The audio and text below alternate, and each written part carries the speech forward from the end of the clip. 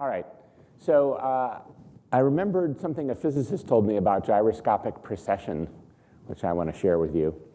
He said basically angular momentum is always thought of as a vector. So if you have, for example, a helicopter rotor system, you curl your fingers in the direction of the rotation, and then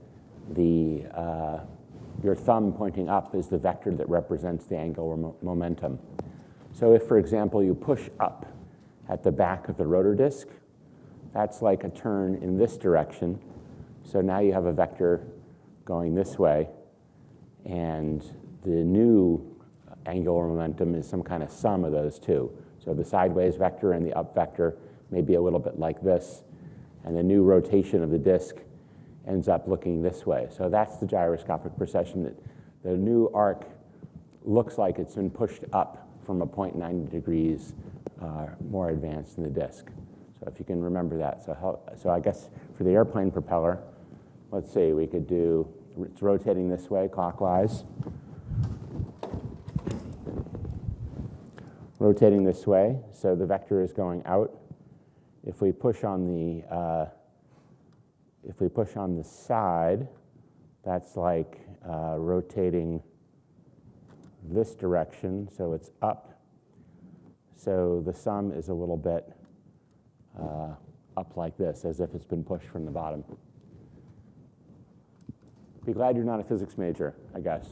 You don't like that. MIT used to require 2 years of physics.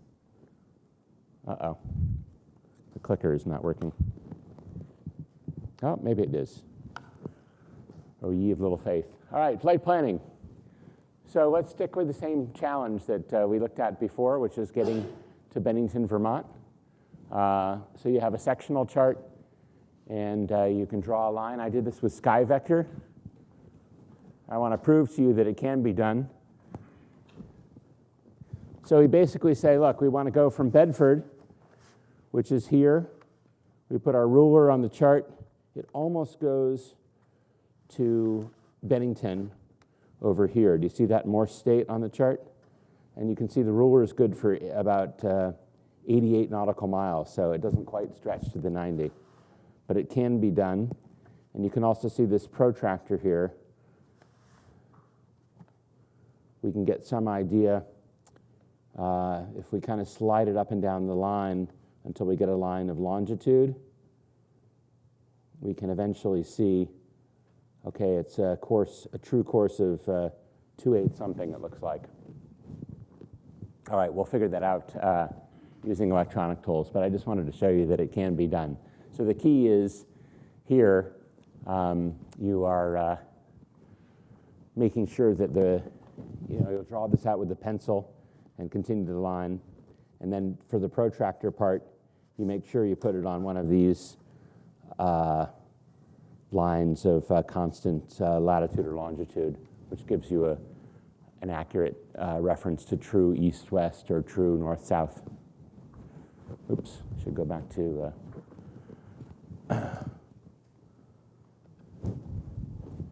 top one. All right, good thing we got Andrew here. Get my clicker back. All right. So the tools, as you just saw, the classical tools for this are the New York sectional chart, which I brought, that plotter, essentially the ruler and protractor combined, the E6B calculator, which we played around with a little bit yesterday. What's the plan for our plan, though? We want to make sure that we're going to find an altitude that doesn't interfere with terrain, or with which terrain won't interfere. We want to make sure that we're not going through restricted airspace that's active, or if we are going through Class Charlie airspace or Class Bravo airspace, that we're aware of that in advance, so we can make sure to be in contact with air traffic control. On a lot of cross-country flights, basically all of mine, I call up air traffic control anyway and request VFR advisories. It's an optional service, but that way you're pretty unlikely to blunder into airspace that you shouldn't be in. we're going to check whether, and actually that reminds me of something, a comment. You know, this ground school stuff, I think it turned some people off of flying per se. The people who are really interested in the stick and rudder stuff, they say, you know, God, I don't want to learn about all that airspace. I don't want to deal with all those air traffic controllers. I just want to fly. That kind of flying, you know, is hard to do at Hanscom Field, which is the 9th busiest airport in the Northeast, you know, after airports such as Logan and LaGuardia and JFK. But it's very easy to do in a lot of parts of the country. You know, if you're out west, most airports, you know, there's you know, thousands of airports in the U.S. that don't have control towers, that don't have any traffic, that are surrounded by Class G airspace. You do whatever you want.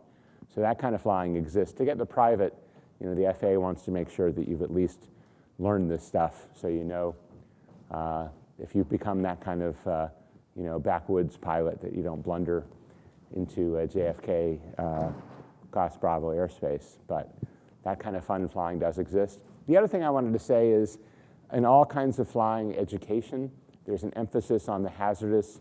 There's an emphasis on, you saw some of that, I think, yesterday with Mark. You know, he talked, you got to do this, you got to scan for this, because you don't want to have a mid-air collision. You know, mid-air collisions were 1% of accidents last year, according to the NAL report. If you're interested in these statistics, the AOPA Safety Foundation, ASF, or Air Safety Institute, I guess, they have this thing called the NAL report, NALL. Every year they analyze all the kinds of accidents that have occurred. But mid-air collisions are exceptionally rare. Like I said, 1% of accidents, maybe 3% of fatal accidents. So, you know, flying tends to be pretty forgiving. Usually most people who have an accident have made 3 or 4 mistakes. It's not like one little mistake is going to generally get you into trouble. So I don't want people to think that, you know, it's all bureaucracy and regulations all the time when you're up in the air, or that, you know, at any moment the airplane could suddenly stall and spin. You know, that kind of stuff is just extremely rare. You know, if you're flying a Cirrus, you're nowhere near the stall in any phase of flight, as long as you're doing things more or less by the book. Okay. So anyway, this is our plan, and we'll follow this kind of step by step. Okay, so if we look at the sectional chart, we can see that there's these, see that 41? That tells you that if you're at 4,100 feet, you have a little bit of clearance from the terrain. Not enough for flying on instruments, but enough for flying visually. We can also see the only real airspace that's on our route is the Class Bravo airspace itself.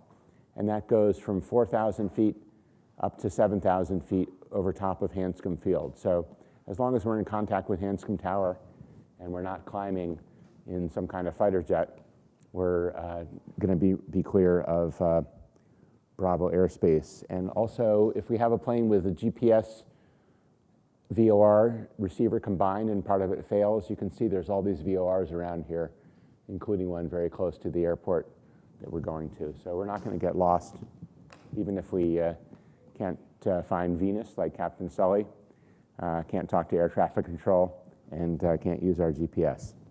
And can't look out the window. There's a lot of, actually a lot of times we send soloing students to Keene, New Hampshire, because it's right next to Mount Monadnock, and we figure, well, they probably can't get lost if there's only one big mountain sticking up by itself right next to the airport.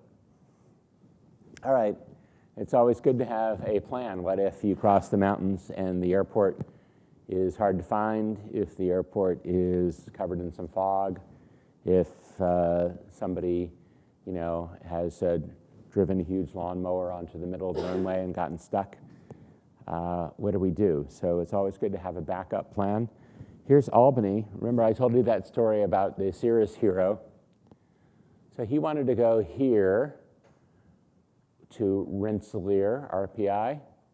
And here's the huge Albany airport with a wonderful FBO. It's very inexpensive, cheaper than Hanscom actually for fuel. And here's the airport that he was thinking about. See, it says it's a 2,700-foot runway, but due to the displaced thresholds, it's actually shorter. That doesn't have a control tower. That C means it's a common traffic advisory frequency. Albany, of course, is a Class Charlie airport, so has all kinds of great services. Anyway, so for our alternate, things aren't going well. I want to be drinking free coffee at the FBO and borrowing the crew car and going to a nearby restaurant, not standing out there in the wind, wondering why nobody's at the Rensselaer County Airport. Okay, so we found an alternate airport. Not required unless you're IFR, but always good to think about. Another reasonable alternate for Bennington would be just to make a U-turn and go back to Hanscom, because it's not really all that far. All right, we can look at the chart supplement for Bedford, if that's not our home airport. Remember, this gives all the information about radio frequencies and runways. Similarly, for Bennington, Vermont, we can see it's a 3,700-foot runway. Not too much else that's interesting here, except if it's going to be nighttime, it says the lights won't be on. We should activate the medium intensity runway lights on the CTAF frequency. So if we click the microphone 5 times, all the airport lights will come on. That'll be nice. Otherwise, not too exciting. Looks like this runway is slightly sloped. That's one thing about Vermont. See, it's 0.9% slope up, so that's going to have a slight effect on our performance. Okay, so in the old days, we would just call this 1-800 number and get our weather briefing, or if we were en route, we might call. You can see Bridgeport radio is available here on the VOR. The VOR for Providence indicates that if you want to talk to Bridgeport radio, you call them on 122.6. So we can also talk to Bridgeport radio, although, if we're going to do a flight plan, we want to get most of our stuff done beforehand. We can look at our AirMets. This is an older slide. This is not current data, but at least at some time there was an AirNet for IFR and mountain obscuration. So in that case, we might consider deferring our flight. There was also AirMet Tango for turbulence. So look at this. Is it time to freak out? Well, it says moderate turbulence. They used to always say occasional moderate. Now they don't put the occasional in there. But really that means there may be turbulence below 8,000 feet. Usually when you get about through half of the turbulence forecast altitude, it smooths out considerably. So if it says, as I mentioned yesterday, if the turbulence forecast goes up into the flight levels, it's a pretty ugly day. If it goes up to 8,000 feet, that's kind of a standard slightly windy New England day. All right, and you might get a few bumps climbing up to 4,000 or 5,000. METARs, you'll get this list of METARs. So as I said yesterday, once you get used to reading these, this is actually, I prefer this format. It's very compact. You can just zip down. We can just assume these are along our route of flight if we get them in a briefing format. So we can see, it's gusting, it's 9, gusting 19 knots. It's a gusty day. When we get to Bennington, it's 300 at 5 knots, 10 miles, broken 7,000. That's pretty reasonable. Terminal forecasts, you heard about that yesterday. But again, we get them in our briefer from the briefer or the briefing format along our route of flight. Remember, our goal is to maintain VFR weather minimums. Again, you can see how much more challenging this is than in a jet. If you were in a jet, you would say, well, I don't need to maintain VFR because I'll file IFR, and I don't need to remain clear of icing because I can turn on the de-icing unless it's incredibly severe. But you guys will have this challenge at least until you decide that you want to get your instrument rating or you want to bring along the co-pilot who's instrument rated. Winds aloft is very important for this flight or for this flight planning task. We can see Boston. We don't have Albany winds might be the best. So the winds are coming from 330 more or less in our face at 28 knots. And the temperature outside is -10. So if it is cloudy, that means there's a risk of icing. So in a Piper Warrior or Cirrus, I wouldn't do this trip on this day unless I thought that I could remain clear of the clouds. Due to that, if you saw that at 6,000 feet it was above zero, that would be great. Okay, relevant NOTAMs. The VASI, see that on the bottom? The VASI at DDH is out of service. So that means we're not going to have our visual reference for the glide slope to the runway. You know, if it's your home airport, that's not a big deal. If it's daytime at an unfamiliar airport, that's not a huge deal. Nighttime at an unfamiliar airport, that's kind of a problem. So you might consider, you know, nighttime, it's better to treat that like instrument flight. You might not want to go. Actually, in my airline days, we got to this airport at night. We were really delayed for a variety of reasons. But anyway, so we get to this airport in Michigan at night, and I'm flying left traffic from the right seat, so I can't really see the airport that well. In this Canadair regional jet, which I've just barely learned to fly, mostly in the sim, exclusively in the sim. The first flight in the real aircraft was with passengers in the back. And the runway's under construction, so the instrument landing system, which gives you the glide slope reference, that's out of service because it would lead you to a part of the runway that's closed.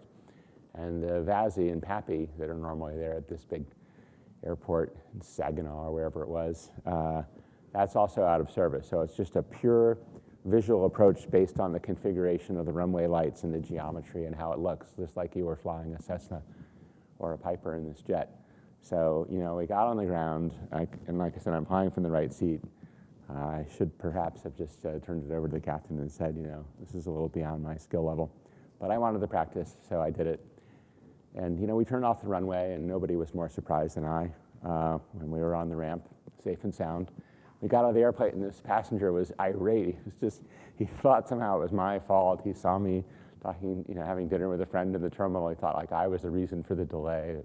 The flight was held up for my dinner, and he was enraged. And I thought to myself, this guy has no idea how lucky he is to be alive with somebody like me at the controls with no visual references of any kind. To the first time at that airport, you know, going 145 knots was the slowest speed that we were going at any time. So, question on just the one VASI is out, right? So is there a circumstance like if the winds were calm, you say, okay, I won't land on 3-1, I'll land the other way? On the other runway? You don't want to land with a tailwind in general, and there may not be, we could go back, but there may not be a VASI on the other side. Usually airports have sort of one runway that they really love. Actually, that's not, that's interesting. First of all, they don't even have a VASI, they have a PAPI on both sides. So yeah, actually that's a good example of decision making. If the wind's not too bad, and if it's, and actually at nighttime the wind usually quiets down. So yeah, perfect example of good decision making. Just use the other runway, why not? All right, so we use the plotter, you saw some of that. We draw our line.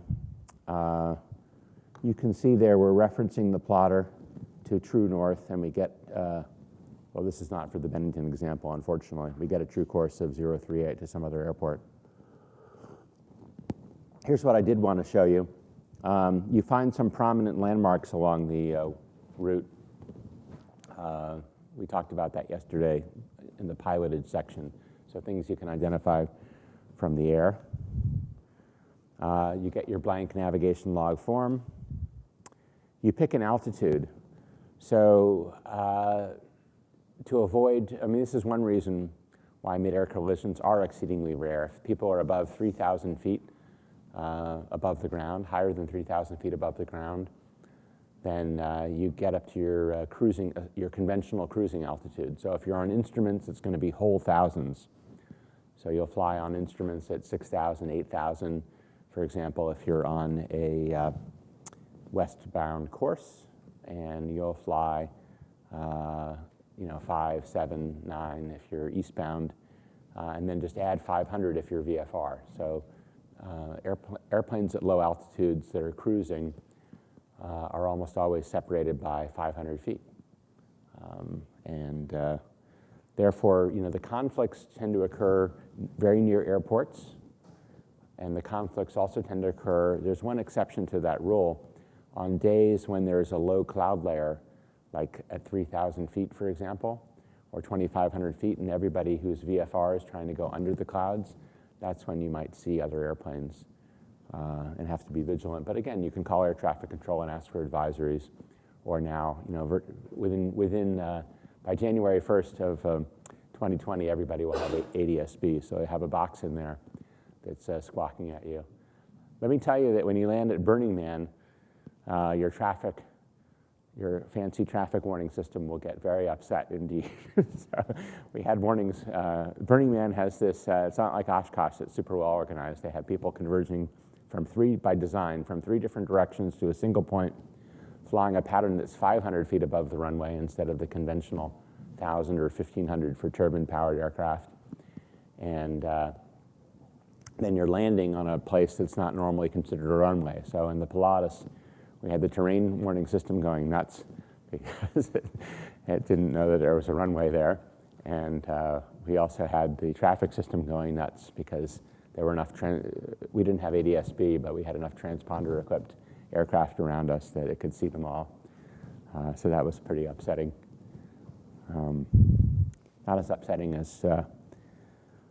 Not as upset as the cool Burning Man people were to see me, but my friend had a good time. What does that mean if you have low clouds? Like, there could be a situation where there is not. Yeah, this slide should really contain that exception that it's only up to 3,000 feet above the ground. It's 3,000 feet above the ground, well, 3,001 feet above the ground and above. So you can, if you have low cloud, the question was, what if you have low clouds? How can you do this? The answer is if you're 3,000 feet and below, these conventional cruising altitudes don't apply. Okay. Oh yeah, so this is just an elaboration of that. So we're going to be on a magnetic course that's generally westbound, so we'll pick 4,500 feet. Do we need oxygen for our flight? The answer is no. That's a good thing. If you are going to be flying above 10,000 feet, though, if you were doing a charter flight, you would need oxygen. So you might ask yourself, well, if that's good for the charter crowd, why isn't it good for me? I do think that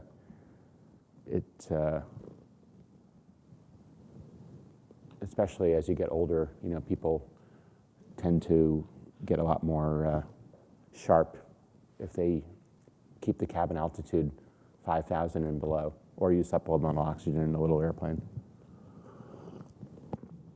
All right, there's your chart, 91,211. You might be asked about that. All right, let's go back. So we've got, I guess in this flight planning example, we've done 6,500 feet. So you can see we filled in the altitude. We're going to climb, go to 6,500 feet. Our true course is 287. And you can see these fixes, Abeam Fitchburg, crossing the river, finding some reservoir, finally landing at Bennington. So we'll just see what the folks, these slides were built before Tina and I took over the course. All right, as I said, pick those winds aloft. It says reporting points. Actually, that should be changed. That's inaccurate. They're not winds aloft reporting points. These are always forecast. There's no balloons up there with sensors to tell you exactly what the winds are. Okay. Maybe somebody can remind me after the class to change that. Okay, so we fill in the forecast wind. And then we use our, we do the Piper. We're going to need to find the airspeed, so we look up the performance tables for our Piper Warrior, or we pay up for that Geronimo app that you saw. I don't know if they have a Warrior version, but maybe they do. And we pull the numbers out of there. I'll just let you digest this for a moment. All right, it looks like we're going to burn the important takeaways from here, we're going to burn about 2.5 gallons in the climb, 2 gallons in the cruise, and you can see how many minutes it's going to take to climb and descend. So that'll just go into our calculation of the total time. All right, so we've got that in there. Our true airspeeds for, see, we got our true airspeeds for climbing and descending. What about cruising? So we use the performance charts to figure out that we're going to be going along here at about 112 knots before the wind hits us. we add that to our plan. We've got all these distances. We've measured that with our protractor and ruler with our plotter. So we've got the distances for each leg. We filled in the true air speeds. Okay, now we do the wind correction. So remember, if we're reading, everything is in true. If we're hearing it on the ASOS or from the control tower, you can just say, wind check, please. You don't have to say your tail number or anything. And the tower is going to broadcast back to you, winds 310 at 12. Okay, so here's an example. I can do it in real time also on the dock camera, but let me show you this. So if the wind's from 210 at 20 knots and you're trying to go south at a true airspeed of 147, it's a good cirrus speed, you line up 210 to the true index, and then we're going to draw a little 20-knot vector here. It really doesn't matter where we start. We're going to draw a 20-knot vector here. So there's a little point for 20 knots up. That represents our wind. Some people actually draw it as a vector. Imagine a little vector here. Or actually, I guess it would be, it'd be going this way. Then we rotate so that we show our true course. So we're trying to go south, and the wind is from this direction. And we've lined it up. See how there's 140, 150. So that's roughly at the 147. So it tells us with this little subtraction here, we're going to be going just slightly slower than 130 knots, or 129 as it says on the slide. And we're going to need to steer about 4 degrees off the true course. Does that all make sense? It's a little graphical calculator, basically. And the idea is you're starting with a vector that represents the wind.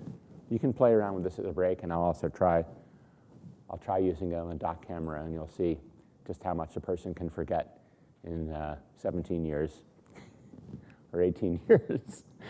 Okay, now we filled this in.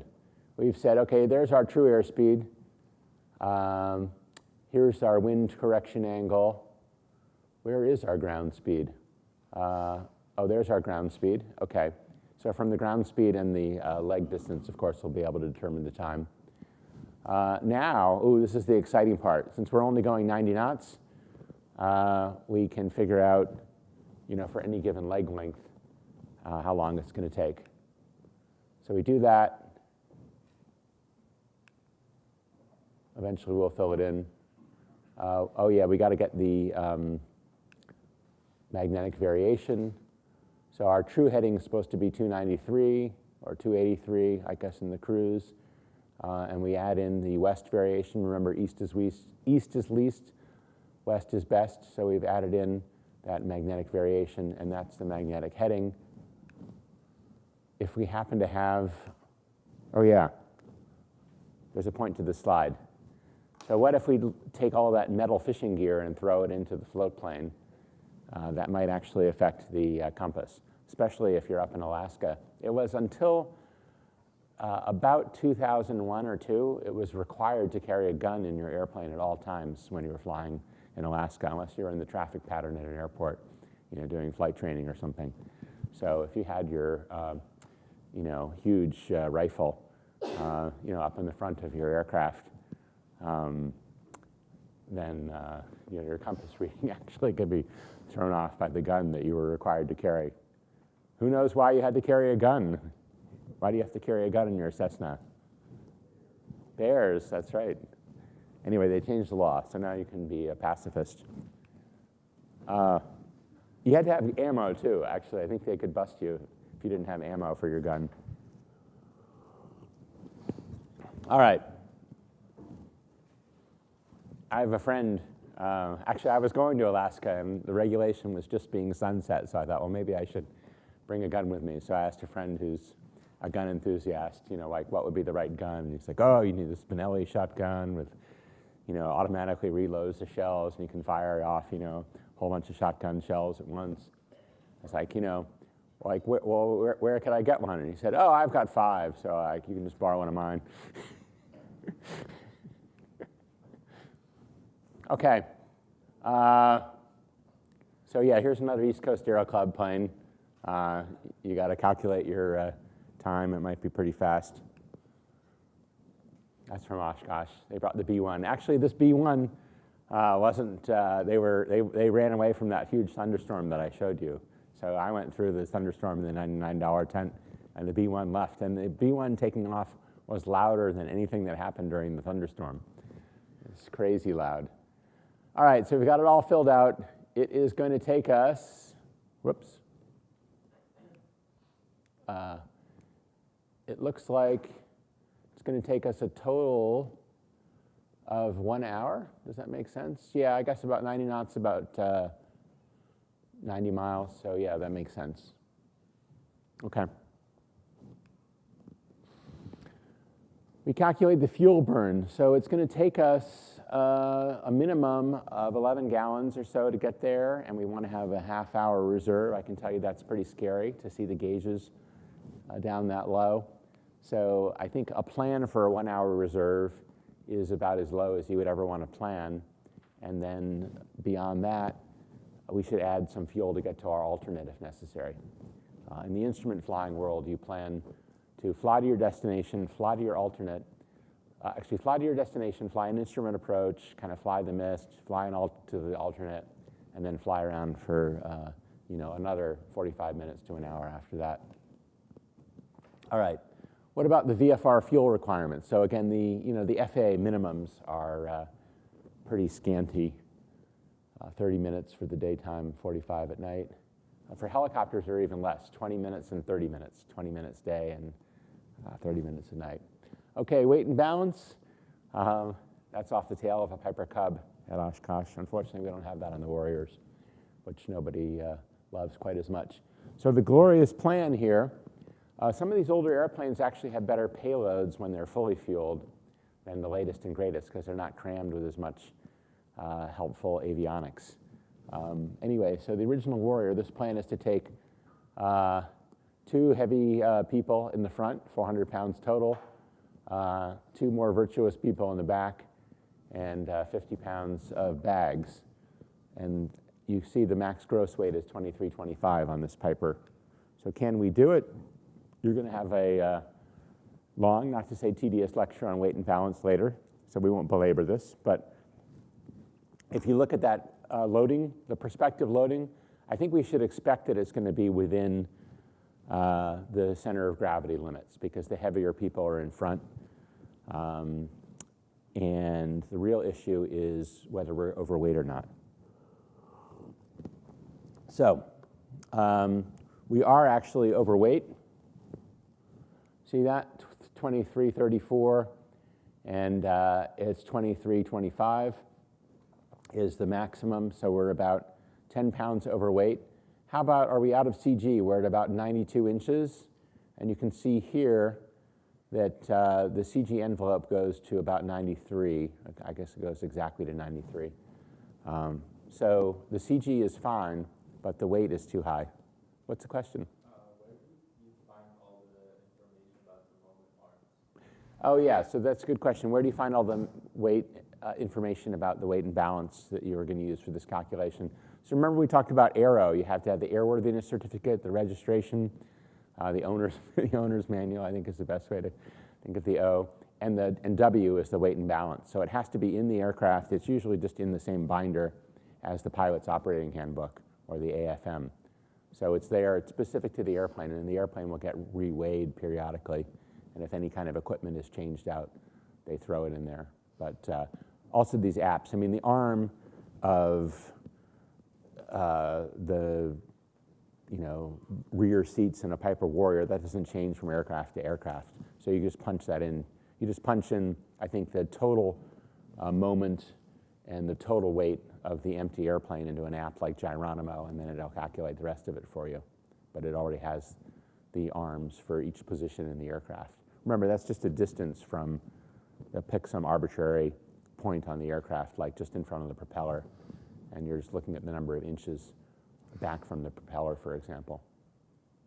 That make sense? Okay, so we're overweight.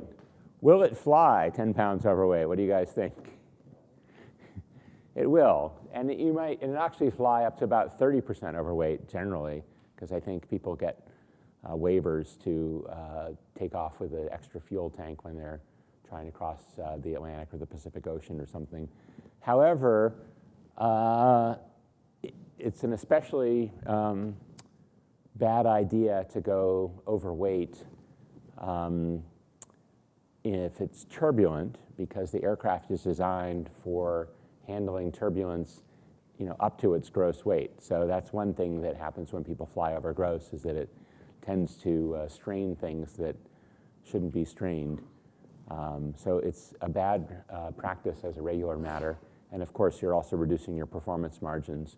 But on a winter day in New England, you have ample power. So it's not like the airplane won't fly, but it's not legal to fly. And I actually, I try never to exceed the gross weight. What was the question? But I thought maneuvering speed goes up with weight. It does go up with weight. That's a good question. If the maneuvering speed goes up with weight, why do you start bending things? I think that, it's not just G loads that'll bend the aircraft. It's also the overall weight of the stuff in there. I don't know. That's a good question for a real Course 16 or Course 2 engineer. What do you guys think? That's what I've heard, though. If you load it up, it'll. There's a max ramp weight, right, which has nothing to do with air. That's true. But I have heard that, if you're in smooth air, you'll probably get away with it for quite a long time. All right, but you want that performance margin. If you get into a downdraft off the lee side of a mountain, you want some kind of reasonable climb rate.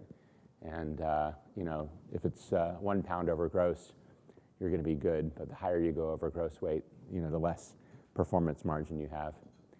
That's why training is so great in a 4-seater helicopter or airplane, because you have a lot of power to get yourself quickly out of an uncomfortable situation, whatever it is, because of those 2 empty seats in the back.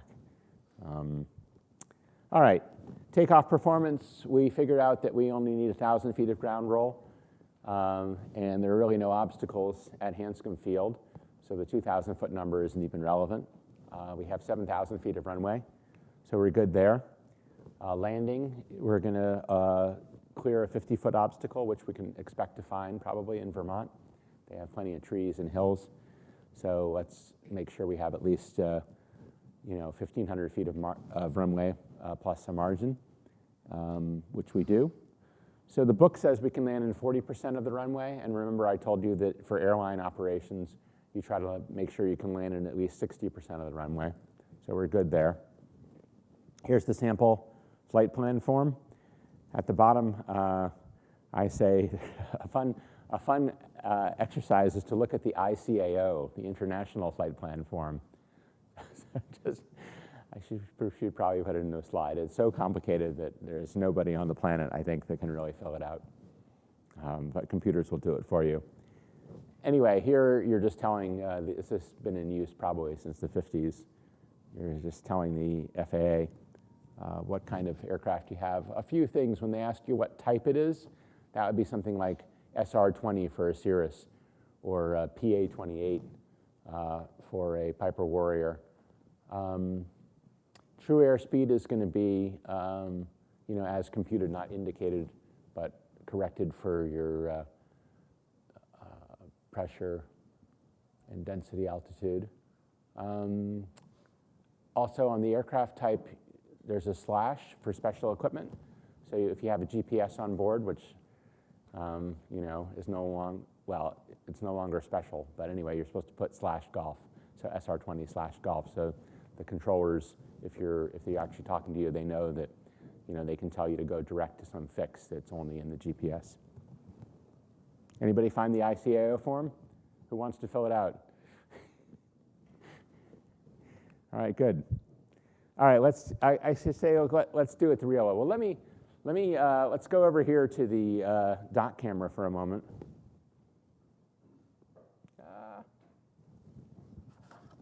I just want to do one thing to prove to you that I still know how to use, or I guess I'll probably prove to you that I don't know how to use this. Here we go. So you got your handy dandy pencil, and let's say the wind is from the north. So we just pick any old spot here, and let's say it's a 30-knot wind, so it won't be. So the wind's blowing from the north at 30 knots. Does that make sense? Okay. What's that? It's arbitrary. I'm just picking, I'm starting at 170. It doesn't matter for now. That's the hardest thing about the E6B. I could have started at 160. It's just a 30-knot wind vector. Okay. Now let's say that we want to fly, we actually want to fly true south with a wind true north. So now we say, well, what's the airspeed of our cirrus? It's about 150 knots. And then we can read at the bottom of our vector, or our little dot, if we drew a dot, that we would only be going 120 knots. Does that make sense? We've taken that hit. So whatever our true speed is, this determines the amount of the hit that we're going to take.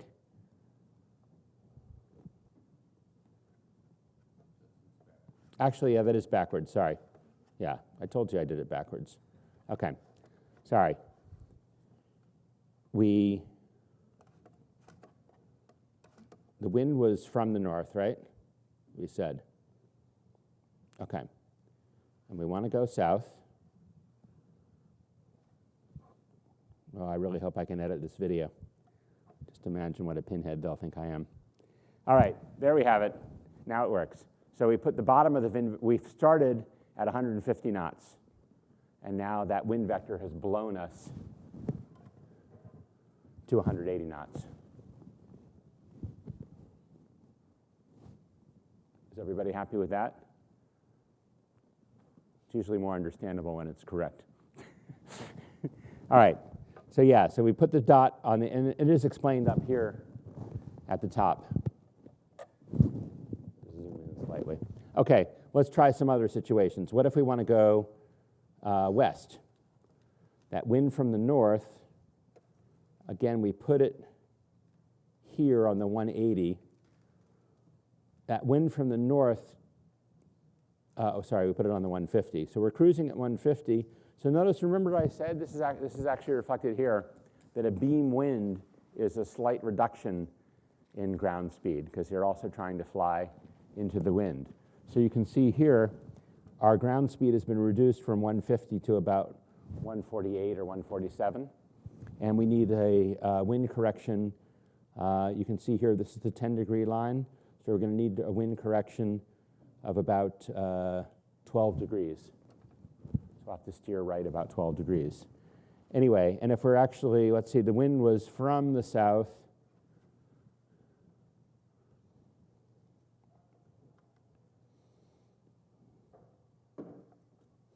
Oh no, the wind was from the north.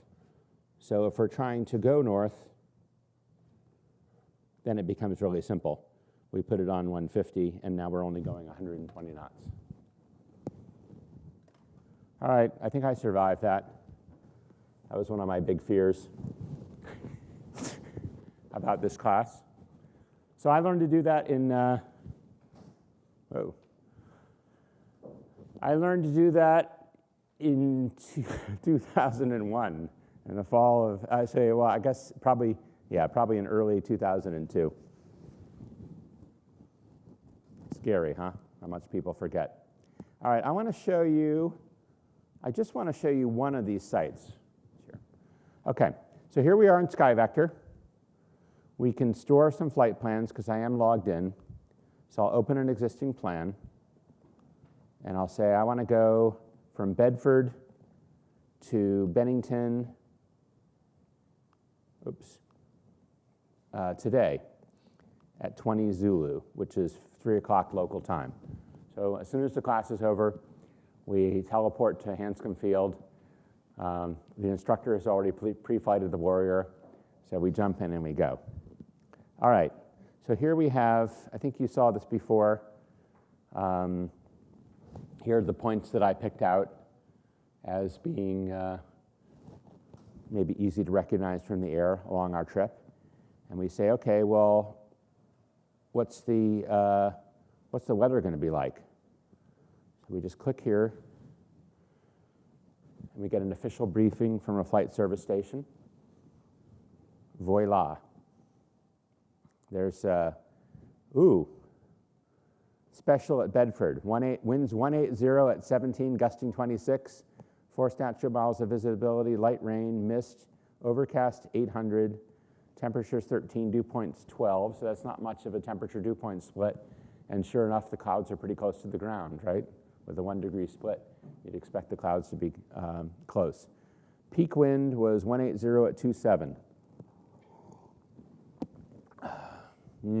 Look at this terminal forecast. The longer the terminal forecast, usually the more upsetting the weather is. It's going to be down to 1 statute mile, heavy rain, plus RA, overcast 800, and it's going to be gusting 38. That's at 1800 Zulu. So that's the forecast for our, I think we're departing at 20 Zulu, we said, right? So that's the forecast for our departure time. That's not looking so good. The good news is there is no really upsetting NOTAMs. There's a, I think that this is this new, you can look it up in the AIM 555 for the runway condition code, 100% wet, but I think that means the braking action is still just fine as you'd expect for a groove runway. All right, so everything's good there. How about Bennington?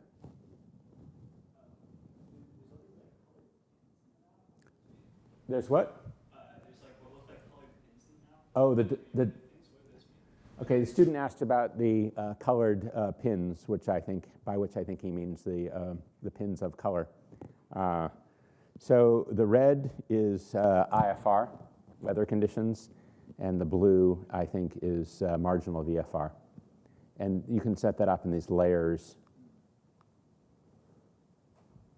So yeah, see text weather, we're just converting those text weathers to graphics. Okay. Good question. Yeah, so anyway, it's kind of an ugly day. Maybe we want to fly some other time. However, we could follow the flight plan if we wanted to. And it also give us this helpful little NavLog here that we can use in the aircraft. So all that hard work that we were doing with the E6B can be done for us free and very easily and very conveniently with just a couple clicks on SkyVector. I see that Tina's here, so she's a huge ForeFlight fan. Where? Oh yeah, there she is. So Tina will tell you maybe it would have been even easier on ForeFlight. But SkyVector, SkyVector does many fewer things than ForeFlight, and therefore the interface is simpler. And of course, the ForeFlight folks will be here at 3, and I'm sure they'll tell you why ForeFlight's better than SkyVector. All right, let's go back to the presentation here.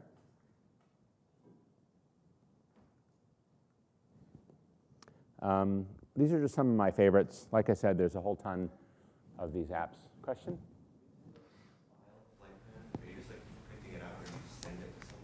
Oh yeah, the question is, what does it mean to file a flight plan? So the FAA has these computer systems, these old mainframes, I think. For a while, they had Philips mainframe computers. You may not have heard of Philips as a popular vendor of computer systems. That's because they exited the business, I think, in the late 60s or early 70s. But the FAA had all the software that was running in Philips machine code. So they were emulating the Philips mainframes on more modern systems, right up to, I don't know, into the 2000s at least. I'm not sure if it's still that old Philips code that takes your flight plan, but something similar. So your flight plan gets sent from whatever application you're using, I think to maybe Leidos, the Lockheed Martin spin-off contractor that took over flight service in 2005, I believe it was. And from there, it goes into some FAA computer system, and it's accessible to the controllers. If it's an instrument flight plan, they'll develop a route for you. If it's just a VFR flight plan point to point, and you're going to activate it and deactivate it manually, it may stay with the flight service station because the controllers, have no reason to know about that or care. Does that answer your question? Yeah, so there's a whole bunch of different places that can enter the flight plan. Where it gets more complicated and where I think an application like ForeFlight might come in very handy is international flying.